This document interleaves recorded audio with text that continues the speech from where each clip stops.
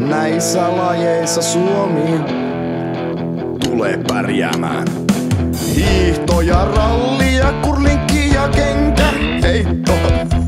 Saapaan heitto, paini ja akankanto saatana. Virolaiset vie vaan kaikki mitalit Suomesta. Saunomisessa sentään pärjätään satana. Ei tunnu missään rallissa, formuloissa ja muissa ajoissa. Kuka meille ei pärjää? Suomi, Suomi, Jarmo Myllys ja Marko Asel, Samppa Lajunen, Sulanderi, Ari Sulanderi, Kettereri. Yes, please. Jarmo ja Sulanderi, Kettereri.